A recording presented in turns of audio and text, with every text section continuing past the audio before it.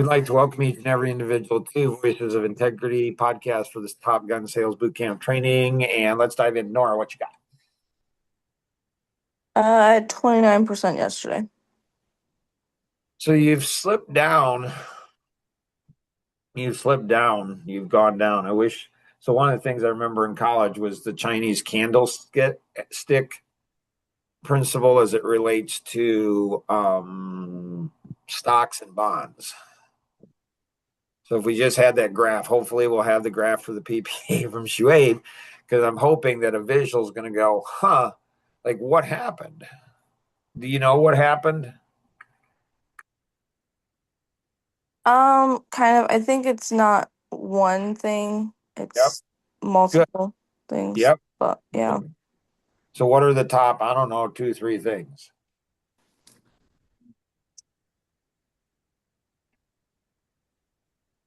I would say probably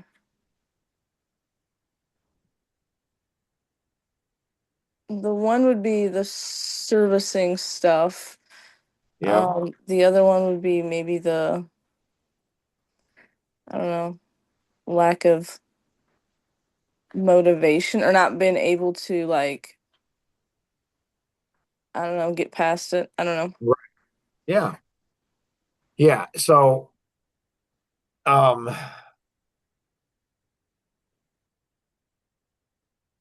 so you were running, I think, 50 and you're down to 30.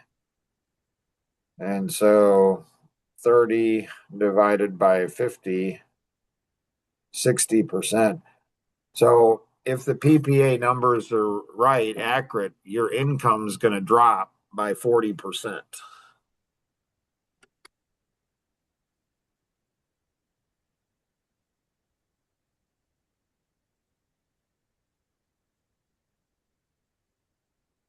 So this is why you always come early, always stay late. This is the thing that's hard as a business owner.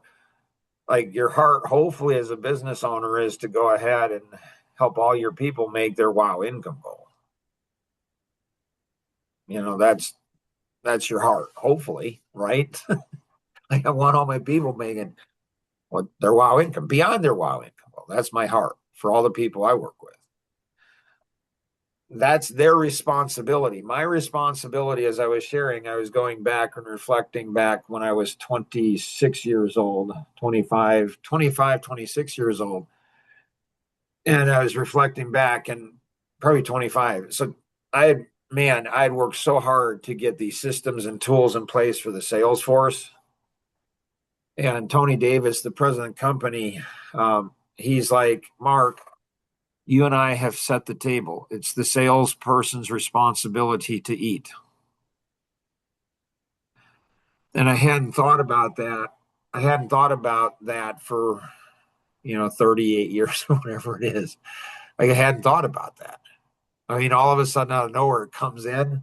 And today in the pre-show, there was something triggered. And I said, do you know why Tony said that to me? And I've never asked that in 35 plus years. And Luke said, because you took too much ownership. I'm like, that's pretty fascinating. And what I was thinking is I was mothering them. I was being a mother to them, and Tony was being a father to them. So I was babying them. I wasn't pushing them enough. Come on, guys. Come on. And they were guys. like, like they were guys. And so in Kenny and Luke's team, there's they have minimum income goal, wow income goal, and it's like it's the person's got to want it. The person's got to go ahead and do the work, make the sacrifice, and take the risk. They have to do that. That's just natural laws. And so um I think part of it too is like I had probably like five people that were just like right there on Action Vision. And now I only have like one following through. right, So I think like in my mind, I was like, well, I don't need to, if I right, just close these, then Like, I don't need to. Right. And see, this is where do Luke and Kenny, do you guys see what's happening now that's unusual with Nora?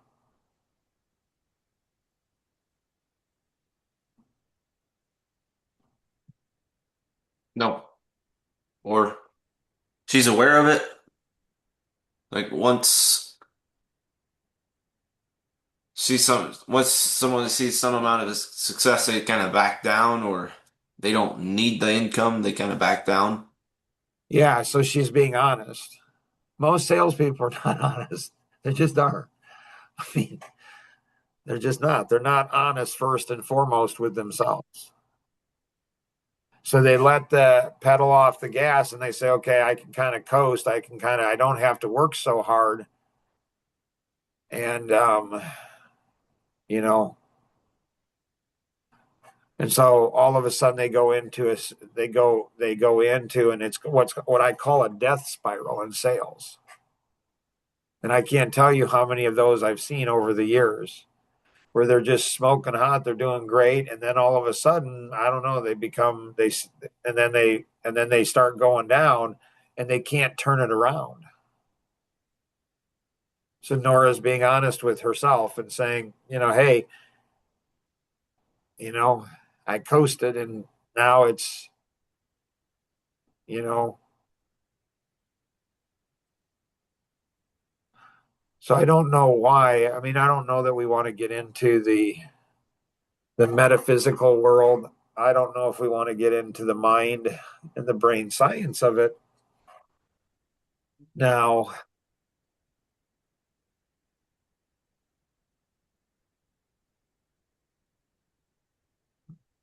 But why is it so hard for people to be honest? First and foremost with themselves. Like Patrick Ryan, where he said when he was 20 or something like that, he said, I vowed that I would never lie to myself.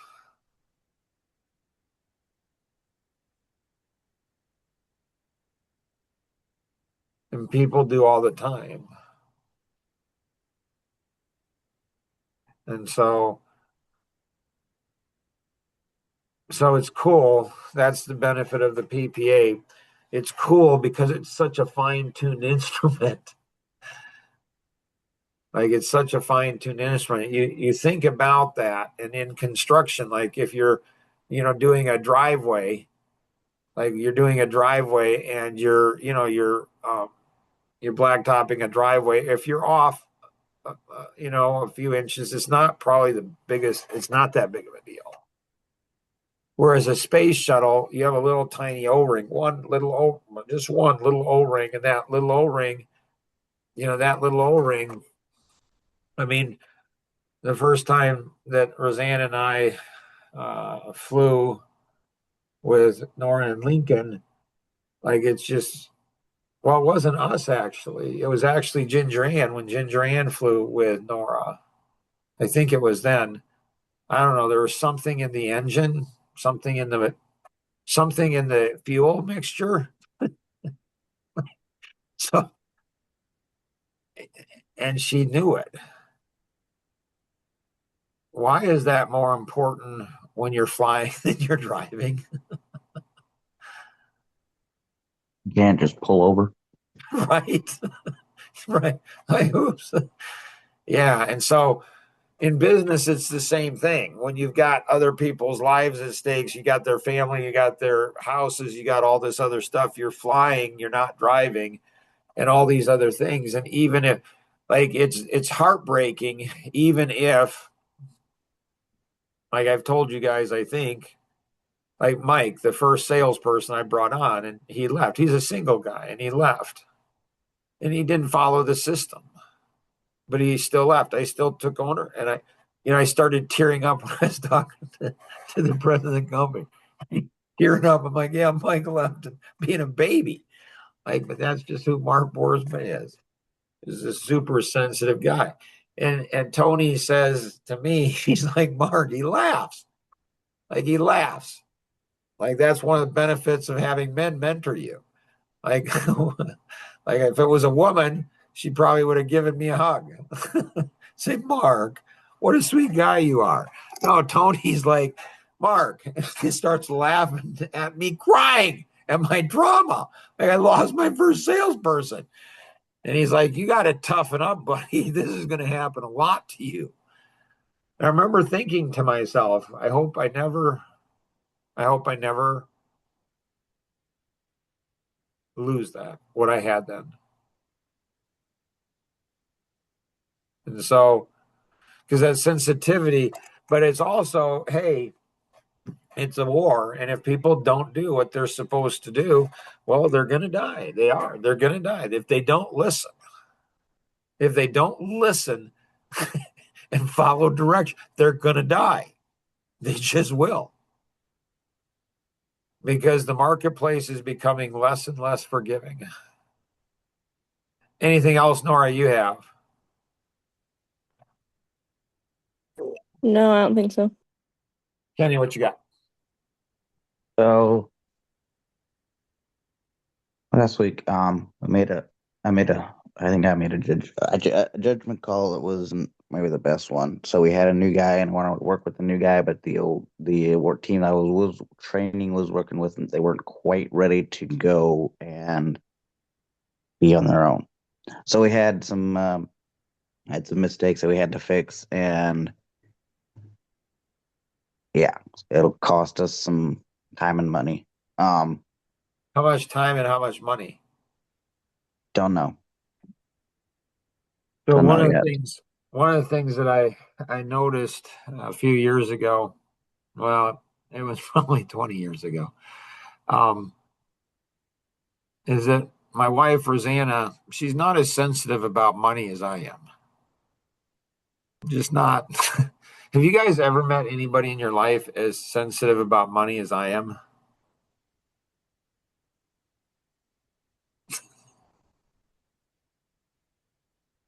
I don't think so. Okay, I didn't know. Do you guys know why you haven't met somebody as sensitive about money as I am? It's because you didn't meet my parents. Like if you met my parents, I would look like like I would look like I didn't care about money at all. My parents, holy cow, were they, man, I won't even tell you the story. So, 7 kids and, she's not working outside the home and growing a company and, 22 employees. And we're barely, it's not like it's rough. And she's just sloppy about money. And so all you women that are listening, you're like, dang, I wish I want a husband just like Mark. You actually do. Um, you may not like it, but you know, it'll work out good for you.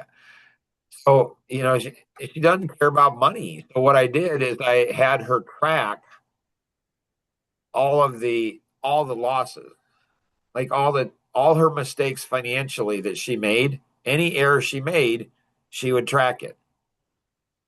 Not everyone, Mark. No, everyone. Not not a 21-cent library book. Fine. No, everyone. Every single mistake. Track it all. Questions?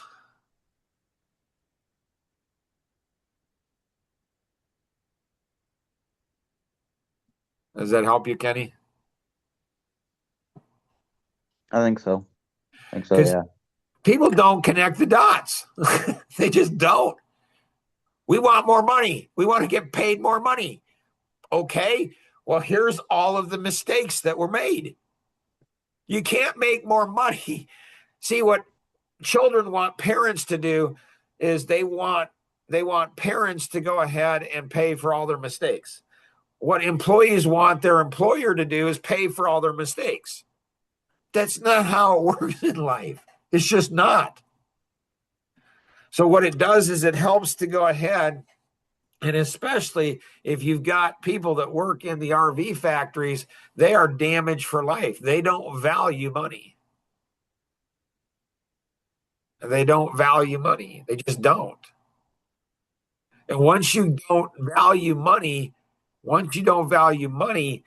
man, did that make it hard the rest of your life? Because there's going to be times probably when you're going to need to pinch pennies. And people, if it's not their, in my sleep last night, this is a trigger. In my sleep last night, holy cow, that was so cool. I had forgotten about it. There are a number of people in my life that make mistakes and I end up paying for them. Time and money.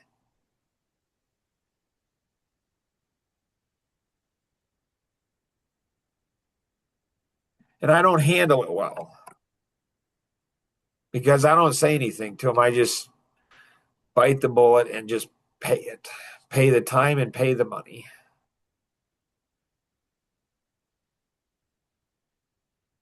Which is fascinating. So I don't know how my parents did it with us, or maybe me with me. I don't know if it happened with the other kids, but I seek it. And who was it? I heard it somewhere. Somebody said, my dad taught me that if you borrow something, you give it back in as good or better condition as what you borrowed it. And so, like, I seek to treat other people's things better than mine, other people's money more than mine. I'm more careful with other people's money than I am my own. I don't know how to teach that. Some of my kids picked that up. A number of my kids actually picked it up.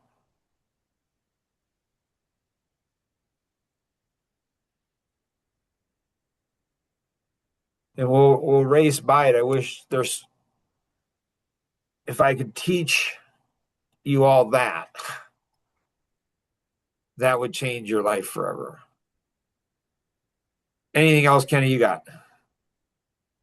I do not. No. Luke, what you got? So yesterday I looked at a job and it was an ugly job. There's a song out there that kind of describes it. I looked at a job and it smelled kind of funny, and I knew it was one I didn't want to do. But there's like this old couple that has health issues, and like I don't. I mean, I like the people. I would like to do the job for them, but their house smells like cats, and it won't be a hard job. It'll be fairly quick. And I don't like sending our guys in there.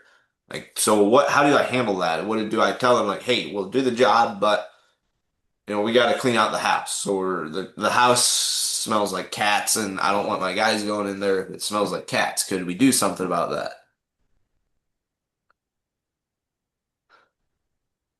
So you communicate that to your guys and you ask them for input.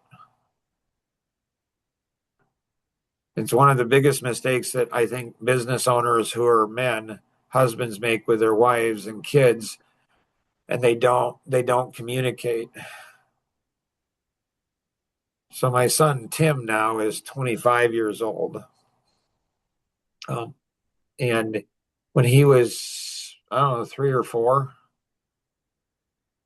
he came up to me and he gave me $2 that he had earned. And I said, why are you giving me that? He said, well, I know, Dad, we're having some financial challenges and it's tight and everything, and I wanted to contribute.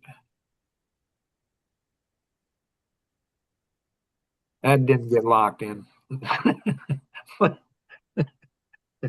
So, but my heart was broken. I mean, I obviously had to take it, but I obviously had communicated, hey guys, we're running tight.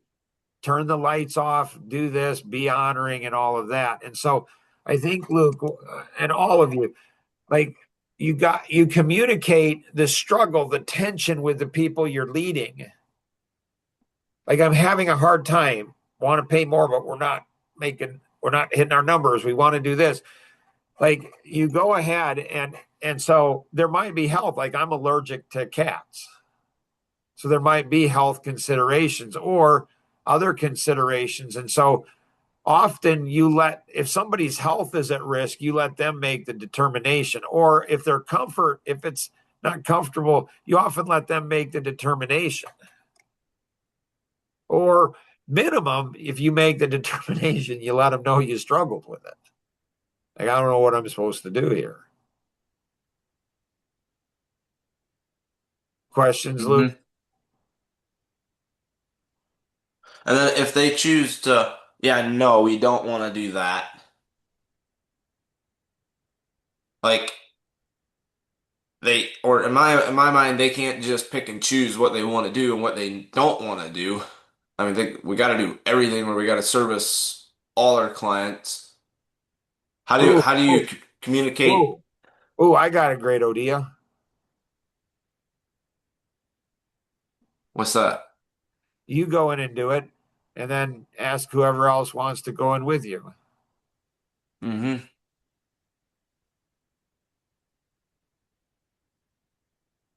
Yep. Right? Right? What a great idea. So you're not wrong in what you're saying.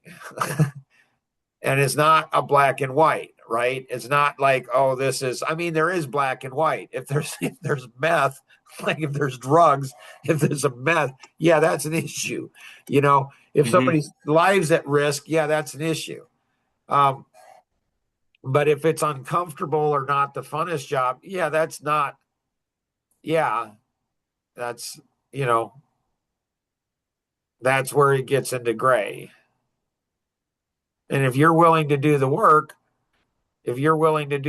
well, then maybe that helps. That will help. Anything else, Luke, you have? Um, so I'm doing a bid where I got a budget from them and they didn't really have an idea. You get And a then budget range. yeah. Okay, so you did get a budget range. Well, that was before I knew to get budget ranges, and I asked if When did they. you do the bill? When did you do that? Ooh, it was probably about a month and a half ago when I met them. Yeah, I'm confident that budget ranges, you knew that a long time before that. I mean, that's been there forever. I knew the budget. I want to get a budget, but I just recently learned about the budget range Wow. Okay. on Top Gun. Um, Okay. but so they didn't have really an idea, and then when I first initially met them, I'm thinking like, here's my range. Now I'm Okay. kind of thinking where we'll come in. I like to do that so there's not sticker shock or so they have an idea. Now I'm like, so that range was 80 to 100,000. Now I have their estimate ready. Now I'm at 103,000. And what's their budget? They didn't they didn't know or they didn't I thought you said you had their budget. know. You don't have their budget. I don't have a budget. They didn't know what their budget is or they didn't know. So what's your question? Do I just like to me it looks awfully suspicious if I bring it down, figure out how to bring it down to like 1 night or 99. Do I just leave it or what Why like are you bringing it down to 99? to be in the what I kind of gave them, the range that I gave them?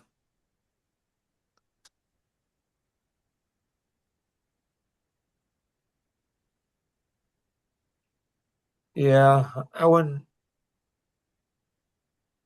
I mean, it's not like a lot more, and because they didn't have a. Did you tell them 80 to 100?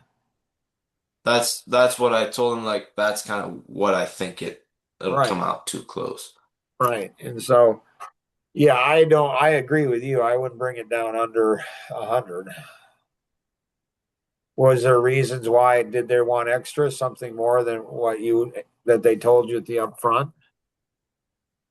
Mm, no. Have prices for materials or labor increased? No. Well, labor has. Materials have. I would think so. And then you use that story that you want to move fast, because if you don't move fast, that's why you put short time frames for people to go ahead and make determinations on the bid's good for a week or something. They have to accept it in a week, a short period of time, for multiple reasons. And then once you go ahead and get it, then once you get it, you have to explain your process to them. So once you get the acceptance and the deposit that they're going to move forward, so they sign the agreement and they give you a deposit. Once they do that, then you order material, so you lock your material cost in. Mm-hmm. So you say, I know this came in a little higher. It actually could have come in higher because additional materials and labor costs, they've increased, even in the last month and a half. And so, but we're pretty close. And so I'm good, whatever. So you try to come up with something that's true. You don't make it up. You try to come up with something that's, true. Don't make it up. But I would go with what your bid was. Now, Kenny might have a different opinion. He's out in the trenches, so I would trust his perspective more than mine. But does that help, Luke? Yes. Anything else you got? Nope. All right. Hopefully there's a lot going on. So if you're participating where you're just going through the podcast, hopefully there's these little nuggets that are continually like, ooh. So like Tom Kuhn said, his grandfather said, write this down, because so if there's something, if you think a podcast, like if you think that the Top Gun, like what was here, doesn't apply to you, it will. Like if you say, I don't see any application for what this podcast is, trust me, it will. You will sometime in the future, but you got to remember it. You got to have like a memory, like a steel trap, so you got to be able to go back, 35 years and say, oh, there's a situation. Oh, there's another situation. There's another situation. There's another situation. There's another situation. If we don't have like Tom Coons and, Alvin Miller in their 70s and 80s, those guys, man, they have memories. It's crazy what their memories are. Crazy, because that's how you're going to learn, is when you remember things and you're not remembering how awesome you were. You're not, well, you might, so you can continue to be awesome. But your most important memories is where you made mistakes and why you made the mistake and why you messed up and why you did that and how do I fix it at the core. Always remember, we can accomplish so much more together than we ever could on our own. Have an amazing day. Bye-bye.